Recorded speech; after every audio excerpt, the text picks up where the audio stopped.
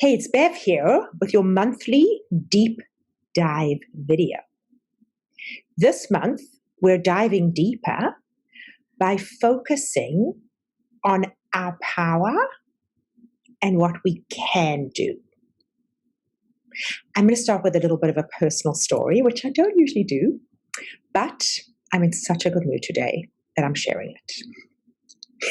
I live in Canada, specifically in Ontario, and we are still in the throes of, I think it's a third or a fourth wave of the coronavirus pandemic. And so things just keep getting locked down for us. So I haven't traveled since March of last year, so for over a year outside of the country, because the isolation and quarantining laws for when you get back just keep getting stricter and stricter. And we're now in a lockdown where you're not even supposed to sit in your garden with the person who's not from your family. So I love to travel. I love the ocean, and I really love people. I have navigated this pandemic beautifully with my family. And a few weeks ago, I think when they announced these new lockdowns, I started to get really grumpy. On top of that, vaccines are very hard to come by. And our government decided that instead of spacing them out as recommended by the distributor, they're going to space them out 4 months. So I'm a little vaccine hesitant in general, and I would prefer to do it the way that it's been done in other countries that seem to be working. So for about a week or so, I kept focusing on all the things I can't do and that I'm powerless in, and I was so grumpy. My sister even said to me, "I don't recognize you. I don't know who you are." And then someone offered me the thought, which is always the start of success, which is, you could go get your vaccines in America. Tons of states in the US, they have so much supply, and in their generosity, they've just opened it up to non-residents. So I did it. It kept growing and growing, and now I am videoing you from a magnificent residential suite at the Ritz in Bell Harbor, where I've come for 3 weeks with my 2 daughters who are too young to get vaccinated in Canada. They've already had their first one. I'm going today to get my second one.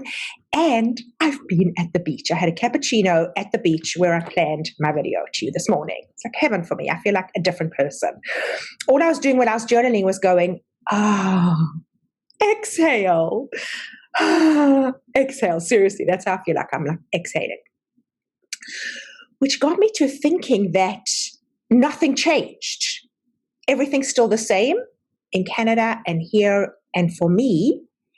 And all that happened was I started to focus on where is my power and what can I do? I do have the power to book a trip and to travel. I have the means to do it. I can totally take my family to Miami for 3 weeks to get us all vaccinated. And then I don't have to focus on my daughters losing a summer because they can't go be counselors because they're not vaccinated. I just have so much power that I was completely forgetting about when I was thinking about what I can't do. It's very common a truism in coaching that depending on the quality of your question, that's the quality of answer you will get. So when the question is, what can I do? Where is my power?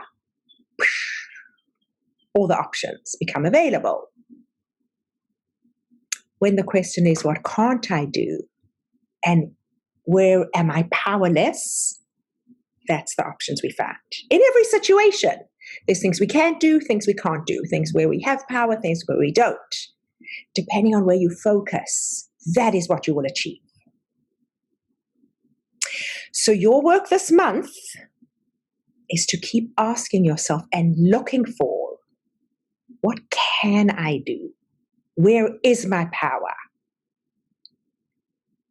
You might start to hear some sentences in your mind about all the things you can't do and all the things that aren't in your power. Okay, you don't have to do anything about those. You just notice them. You have to push them away. You don't have to change them. Just notice them and say, yes, and where is my power? Yes, I know, and what can I do? I promise you it will change your entire experience of May.